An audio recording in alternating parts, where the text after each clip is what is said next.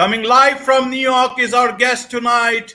Welcome to this very special edition of the KJ Masterclass Live, the show which ensures that you profit from your time spent here with experts either through their industry insights, information, or simply learning from them. And before I move forward, may I request you to subscribe, follow, like, and comment on whichever platform you're watching or listening to this show on. And today we have Debra Blaine, physician turned author, and also she's a great speaker. Welcome to the show, Debra. Thank you so much, AJ. Thanks for inviting me. Thank you. Thank you for taking out time and joining on the show. As the topic today is, are our thoughts today really our own? And the undue influences we unconsciously jockey in our daily lives. So, what is the problem today? Why is it that we feel that our thoughts are not own and there is a lot of undue influence? What is your view on this? So I don't think that most people recognize that what they're thinking did not necessarily originate with themselves. But we're born into the world and we develop from our parents, which is not to say they mean anything bad by it, but from our friends, from our school, our education, we develop a paradigm, a way of looking at the world. And we measure everything through the lens of that paradigm. And very frequently, it's hard to let in something else that doesn't jibe with the way we think the world is supposed to be. So it makes us uncomfortable. If somebody presents an idea that we hadn't really thought about, or that it conflicts with the way we see the world and we think the world is supposed to operate, we tend to dismiss it. Or unfortunately, certainly in the United States, in this day and age, what's happened is we tend to fight it. And this has birthed a lot of extremism, which is something that it bothers me. It was one of the reasons, it was the reason I wrote one of my books, because I just felt like it's fractured our communities and our families. People don't talk to each other anymore. And I don't know that people really understand what they're fighting for. Okay.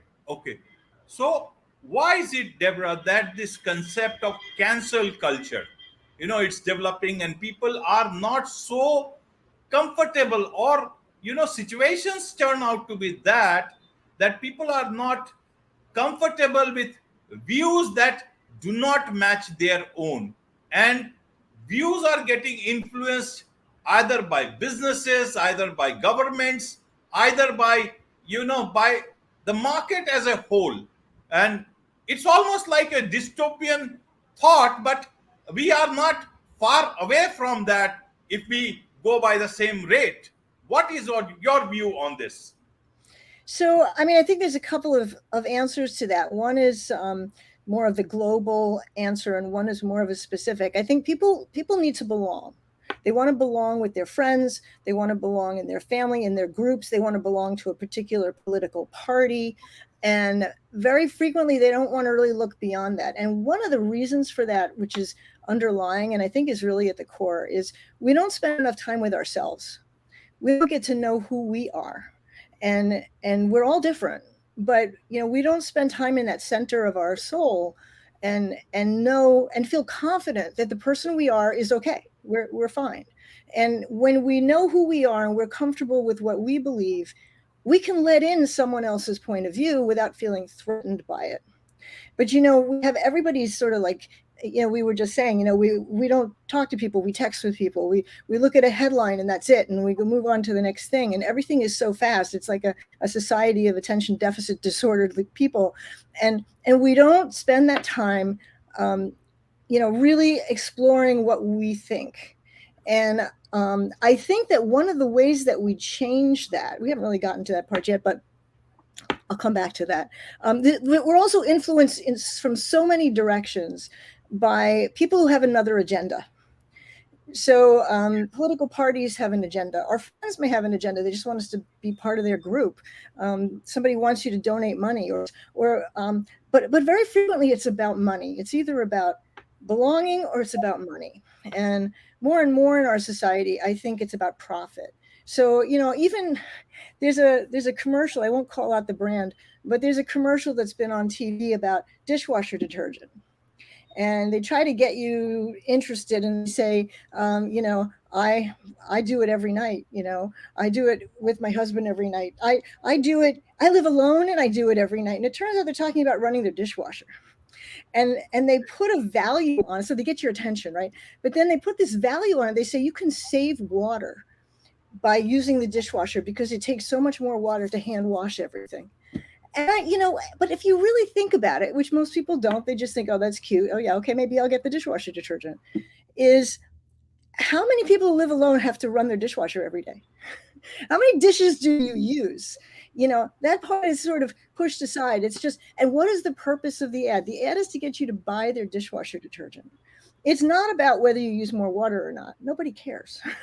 Yeah, I mean, they Right. don't care. They want you to buy their product. And they came up with a creative way that plays on your values. Oh, this will be conserving the earth, conserving the water. Yeah, okay, great. I'll buy the dishwasher detergent. Oh, and now I can do my dishes every night. And I mean, I don't know about you. I just stick the dishes. Not everybody even has a dishwasher, but I mean, I stick the dishes in the dishwasher. I leave them there until I have a full dishwasher, and then I run it. So there's a lot of other motivation. You know, there are commercials about drugs in this country. So there's only two countries in the world, I believe, that allow you to advertise medications on television or media or anywhere, and the United States is one of them. So it's a dubious distinction for us.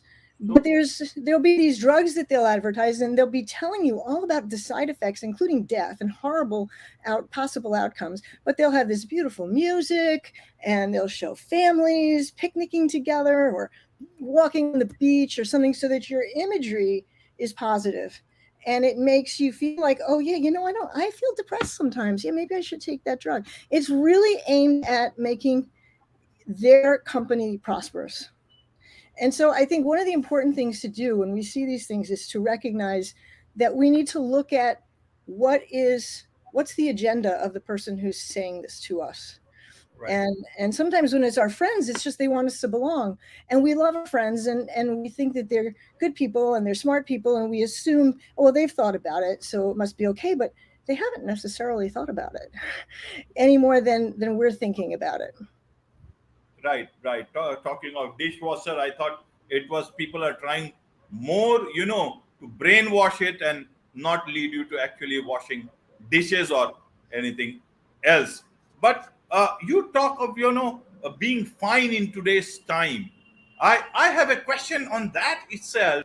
Is that who tells you whether you are fine or not? That's the problem today, because you know you are fine, but you do not get along with what the society is saying, or your peer group is saying, or even the commercials are saying, or whatever else somebody else is talking on social media.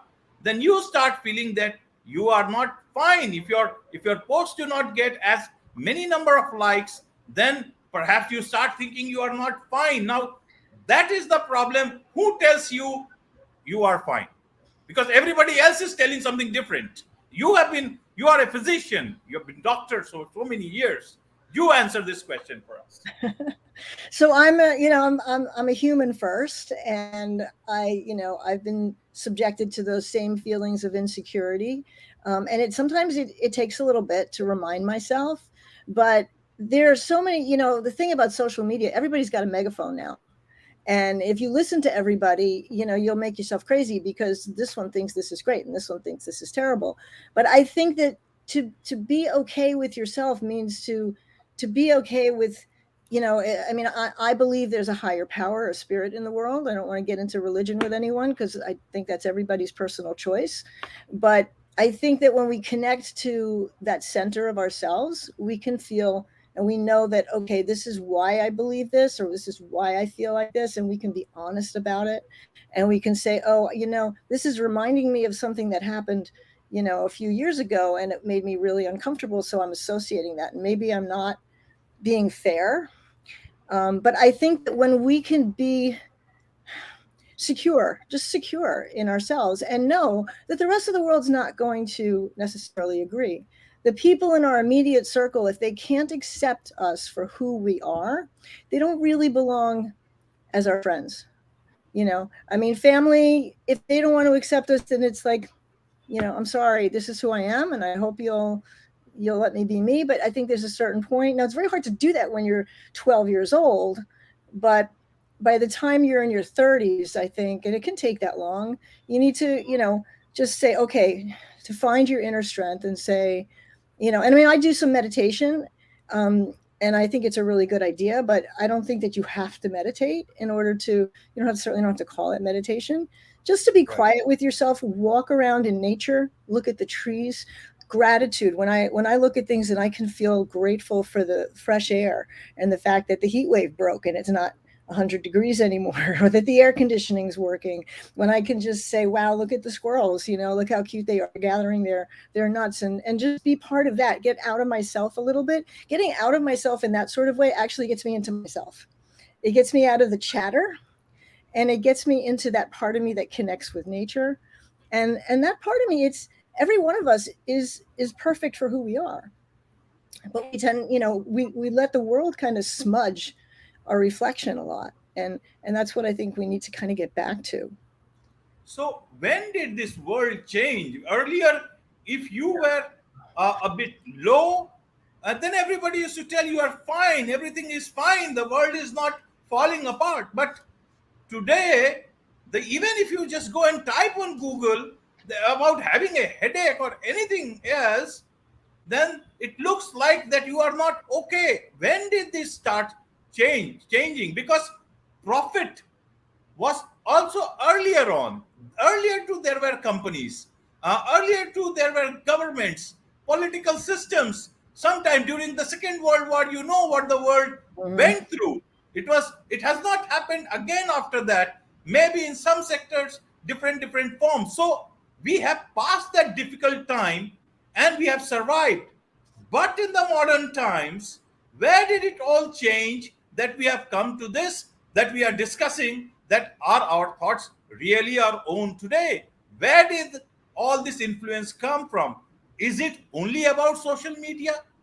Why is it that a doctor like you is so much, has thoughts that, the medical system also sometimes does not give you that much of freedom Oh, that not at all. you would want to have. Yeah, we'll not discuss purely about the medical system, but just as an example, uh, that where human beings come first, and it's a part of human dignity and human life, that's and not just commercial interest. So just from your perspective, where a physician turns into a novelist and then writes fiction, where did she see it? You have traversed quite a journey. Want to understand it from your eyes.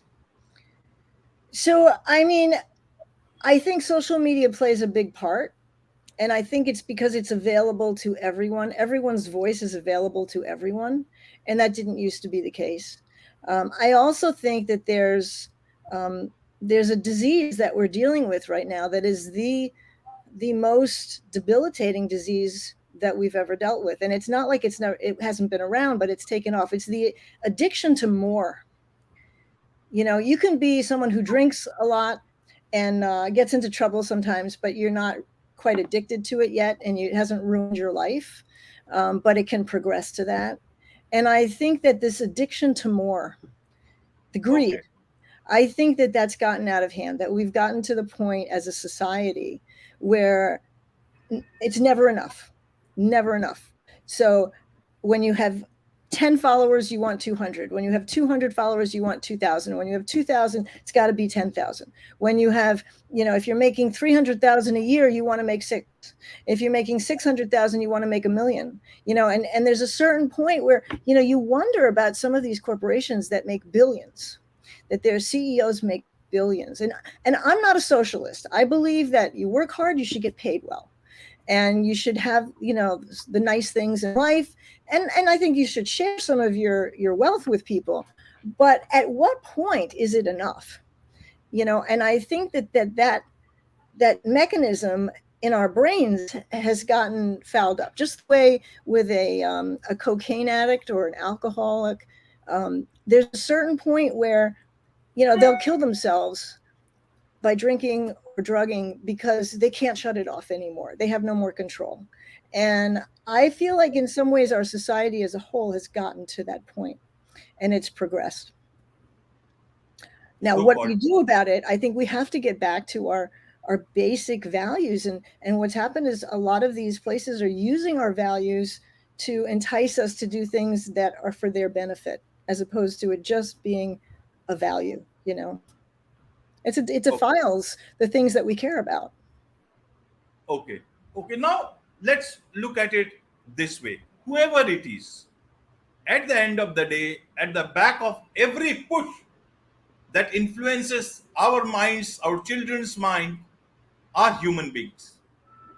And somebody is doing it for profit, somebody is doing it for power, somebody is doing for maybe something else. But everybody has children, they have the next generation. Mm-hmm. And if they destroy that structure today, their children will have nothing for what they are working or doing, whatever they are doing at the present. Even to rule somebody, you got to have people. You can't, you get my point. So don't they get it that not to destroy the minds or influence the minds to such an extent that there is nothing left for the future? Well, is that a rhetorical question? Because I mean, look what we're doing to the planet. You know, we're destroying the That's planet, what. See and the when. planet won't sustain us for all that much longer. But you know, it's more important to make money right now. You know, I think that how do we combat that? Is that I think we have to somehow get back in touch with those things that are common to all. You know, we all, let's say, of the people who have children, we all love our children. We all want them to succeed. You know, we may have different ideas about what that looks like, but we all love our children and want them to be healthy and well. You know, we all need air to breathe. We all need nourishment. We all need shelter. And you know, it's like if we could just look at the things we have in common instead of the things that we don't. So, you know, even the extreme, you know, there's this whole movement to extremism. And I'm going to just use an example of my feeling about how things originally changed. Excuse me. Now they're going back, and it's very upsetting. But you know, back in the, I don't know, 10 or 15 years ago, I remember somebody coming over and saying, "How do you support gay marriage?" And I was saying, "It doesn't. I have nothing to do with gay marriage. Why do you care?" You know, but do you support it? I said, well, I don't not support it. I don't support it. But you have to. You know, it was like, okay, fine. I don't see why my opinion on this matters, but I'll support gay marriage as long as nobody's getting hurt. It's not my business what they're doing. And you know, there was much more movement towards accepting of alternative lifestyles. Now, in my country, it's a lot of it's going the other way, and it's pretty terrifying. But how did it get to where we were able to, as a society, largely accept alternative lifestyles? And I personally think it's because, you know, our paradigms, what we grew up with, the way we saw the world, when a mother's love for her son was greater than the discomfort of seeing him with another guy. When the mother's love was greater, she could start to let it in and say, well, he's still my son. I still love Right. him.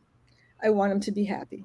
And when that happened again and again and again, it became a little bit more accepted, and the paradigm changes because now it's not something that's so, you know, out there and unusual. And and I think that what has to happen is we have to engage our positive emotions in things to reclaim our, you know, our tolerance for differences and our tolerance for different ideas. And it's the reason that I write fiction. You know, there's so many, no, I really, you know, I didn't know that so many people read nonfiction, and they're like, oh, it's a fiction, I don't read that. But it's, you know, when I read a book that's about self-development or self-actualization, or you know, things that are going on historically, um, you know, I read and I think it's really so valuable. And I sit with it for a while, and by a week or two later, it's really not in my head. But in a fiction, if I can get you emotionally involved with my characters and they make an impression, then I think I have a greater chance of that story staying with you later on. And so I have a coaching group. I'm also a coach. Right. And one of my clients yesterday said to me, we were saying something, we were talking about something, and I just said, "You well, they're not thinking." And she said, "Oh, I forgot to tell you. I took your book, Undue Influences, on vacation with me, and I read it. And what you said just made me think of that." And that's the kind of thing that I really hope for, is that not necessarily from me, but somebody will say something to you and you'll flash back to a character and you'll say, "Oh, right. Yeah, that was like what happened to Russell, you know?"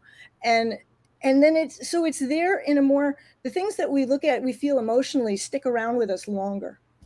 And so I call it truth in fiction. And also fiction is just so much more fun to write, you know, and for me to read, because there's just, to me, there's so much difficulty in the world that I'd rather lose myself in a book that's got a story to it like that. Right. So you found a middle ground to put your views across in the best manner possible. Now, talking of middle ground, I guess you are as worried as anybody else about, the loss of middle ground in our lives. We want always either in black or white, and there is nothing in between as such. So why is it that we are less tolerant about people who have different views? We want everybody either with us, and if you are not with us, then you are out against us. Why is it like that? Why does it have to be like that? And why can't we have the middle ground back in our lives? Well, I think it comes down to fear. I think when people are that intolerant, they're afraid. And I think that perhaps we just weren't as fearful before. We were more accepting that, okay, so somebody's different, it was okay. But now we've just become afraid. I think when, there's two, I mean, even anger, I think, is motivated mostly by fear. And it's a very destructive force, because a lot of times fear isn't of anything specific, but it creates in us this sensation of, oh my God, get that away from me, the fight or flight response, the fight, flight, or freeze response. But it's, nothing is black or white. I really want to say that I really feel like there's just about nothing that is black or white. It's everything is shades of gray. Everything, is, and I think it's so important that we explore those things, because we would understand, that I agree with this part and I agree with this part, and then people wouldn't follow their party just, without thinking. It's like, if you're a Democrat in this country, I'm not a Democrat or a Republican, but if you're a Democrat in this country, you're supposed to agree with everything the Democrats do.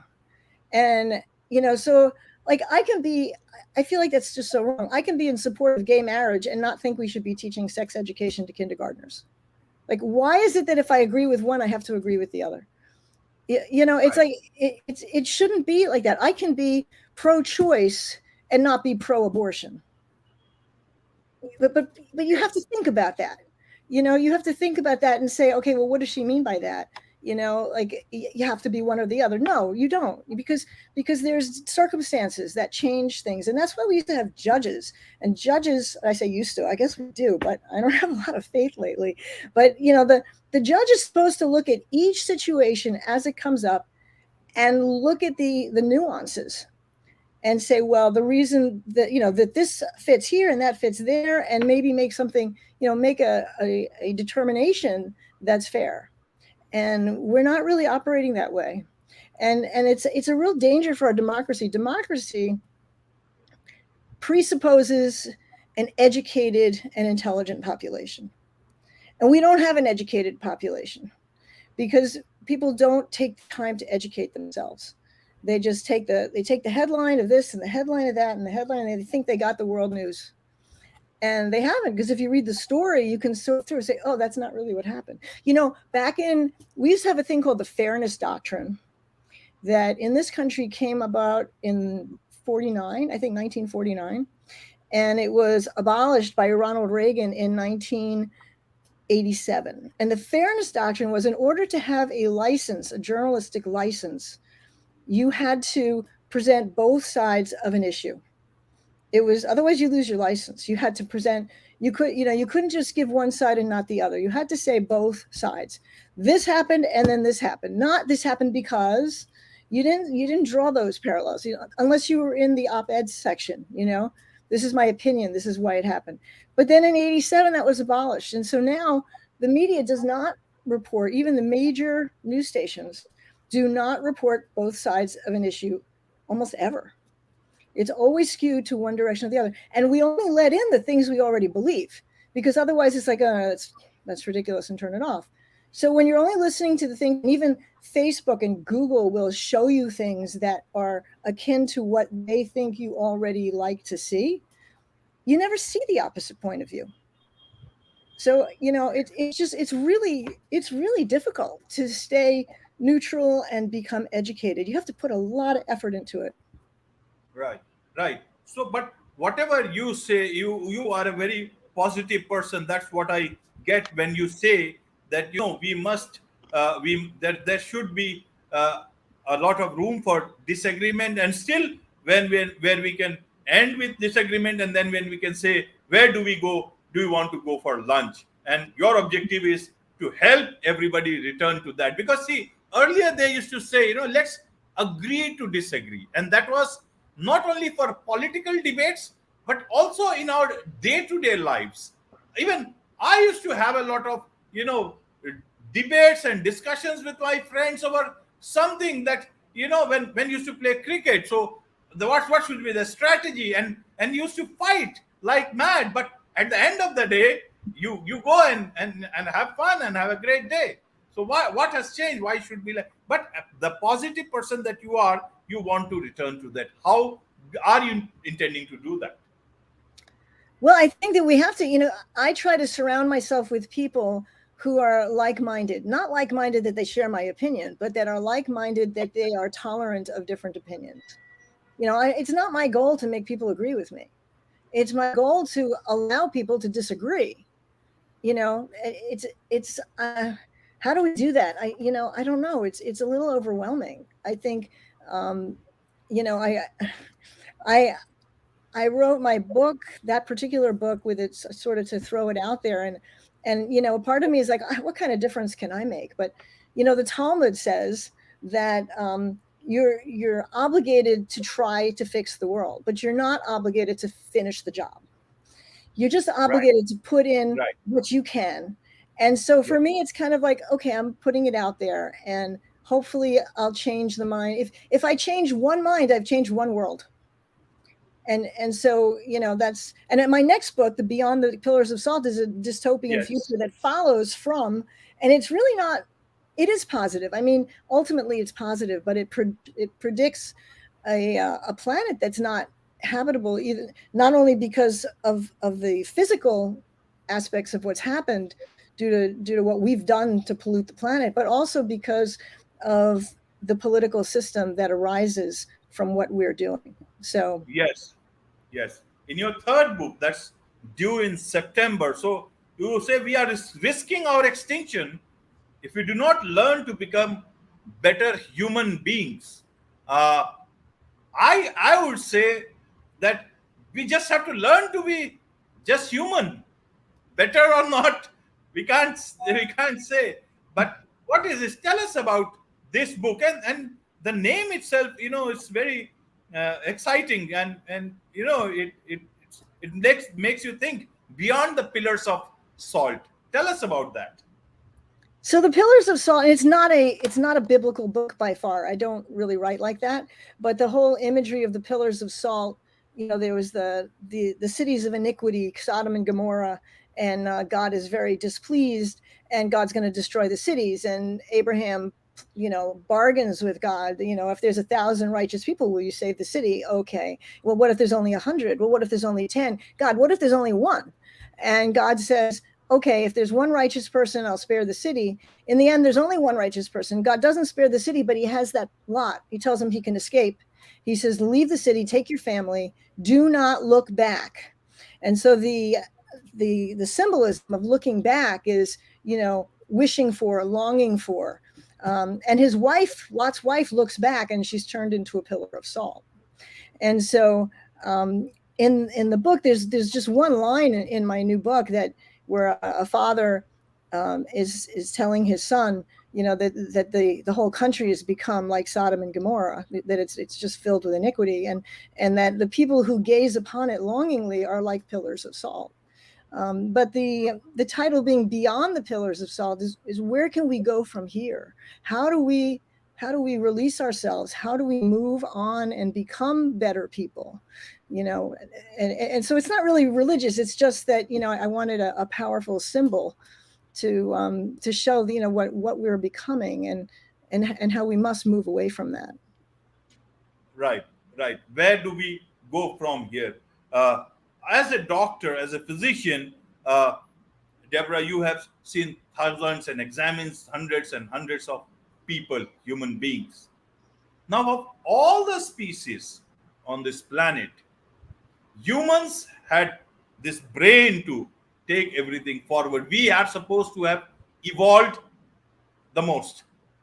Yeah. If you look at the animal species or other species, they too have evolved or not evolved, that's a matter of debate, but they have also passed the same time in their own manner. Hmm. What is it that they have not changed?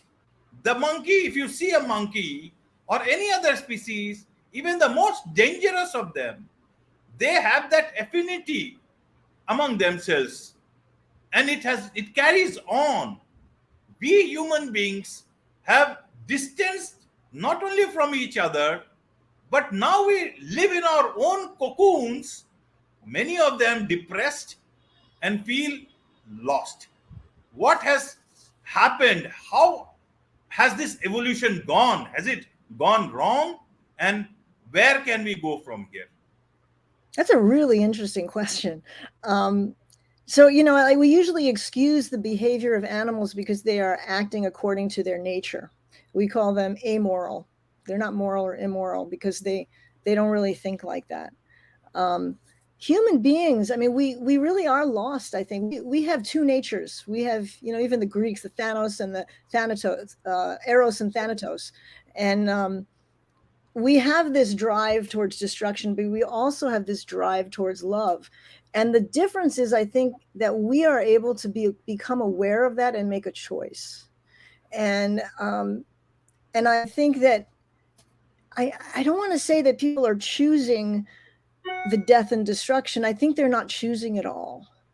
I think that most people, if you really sat them alone in a room, um, they're they're good people, and I think that they're just not. So this just reminds me, there's a colleague that I work with sometime because I'm still working very part-time, um, and she's an incredible woman. She's a doctor, so she's smart, she's educated, fostered she's fostering 5 children under the age of 7. She's a caring human being. And yet I mean, I try not to talk politics at work anyway, but if she's convinced, that the election was stolen, if the subject comes up, it's like a haze comes over her. It's like this miasma of she's just not there anymore. It's that whole idea of cult is what I think of. And excuse me. And then we say there's that saying that for those who believe, no proof is necessary. For those who don't believe, no proof is possible. Right, And right, there's nothing that you can say to her to even for her to even allow in a glimmer of, just to allow to say, okay, let me just think about that. And there is that reaction that people get. There's that cultism where it's like not open. You're just not open to any other point of view. And I don't know that those people are conscious, because this is a good human being. She cares, she adopted all these kids, she's taking care of them even though it's a hardship. She's a smart, educated woman, but she can't bring herself to think outside of her box. And I don't think she's made that choice consciously. I think that she has let it happen to her. And I don't know, it's very frustrating for me because I mean, I like her. I and I don't know how to communicate, it's like I wish we could just communicate. I wish she could just understand that I don't agree. It doesn't. We can still be friends. We can still have lunch together. I don't know what to do when people have that sort of haziness that comes over them. And you find that on the other side too. It's not just on the conservatives. The liberals also have their extremists, and there's I don't I registered with the Democratic Party for a short while 2 years ago just to vote against two people because I said I'm not a socialist. I'm not. That's not who I am. And then I went back to being independent because I just don't want to be associated with either one. But it's just I don't think it's necessary. I think people just abdicate their choice, and I think that for the animals, they don't really have the choice in front of them. Right. So my last question then is that, do we still have a chance to reset, to put things right, or do we have to tag along with Elon Musk to Mars? That's the only way out. I don't, I would like to think so, that we have a chance. My book doesn't necessarily say that. I mean, I did a lot of research. We actually have the knowledge of how to create a warp drive. And I discovered all these things about how to escape. But, we don't live in a bubble. So it's really hard for a community to survive outside of what the rest of the world is doing. And I don't know. I mean, it goes back to that. I feel like it's my job to sort of put it out there, but I can't become devastated by, feeling that I don't know how much of an impact I'm going to have. So, I don't know. I would like to think so. Would it take, aliens from outer space to come and attack us for us to say, okay, we're all humans, let's band together? How long would that last? I mean, it's right now we're so divided. And unfortunately, one of the things that brings cohesiveness is a common threat or a common danger. And I hate to think that we have a common danger. The planet is, Right. we're destroying it, but it's not happening fast enough for people to see the result. There's like, oh yeah, but I want to drive my car that guzzles, like 14 miles to the gallon or something, or less. I want my Yukon. I shouldn't call out I've never driven a Yukon, but just, I don't know. I hope so. Okay. Okay. We'll continue to find answers to these questions. Humanity as a whole will continue to find answers to these questions in it, in its own manner. But let me ask you about your book, and about your the job that you are doing of coaching. So how can people connect with you? How can they can seek help from you, take your advice, and get hold of your book also, the earlier books and as well as the new one? So if you go to my website, debrablaine.com, you can access everything. I have a coaching page, and I've actually also this book I'm self-publishing, so now I have a little publishing company, and you can find the books on there. I'm currently looking at the potential cover designs. So as soon as I choose one, that'll be up on the website too for my third book. But my other two books are on there, and you can go to Amazon.com and put my name in Debra Blaine under books, and you'll see my books. So, Right. But you can really get them anywhere that books are. It's globally distributed. Right. Thank you so much, Deborah, for this great discussion. I enjoyed it thoroughly. I am more educated now, and to understand different points of view. There are no right or wrong answers to any of such things. People will have continue to have their own views on things, but it was nice to know your point of view and your understanding of things, and also about your book. So thank you so much for joining in on this. Thank you so much, AJ. I really enjoyed it. On this note, it's a wrap on this edition of the KJ Masterclass Live. Thank you so much once again.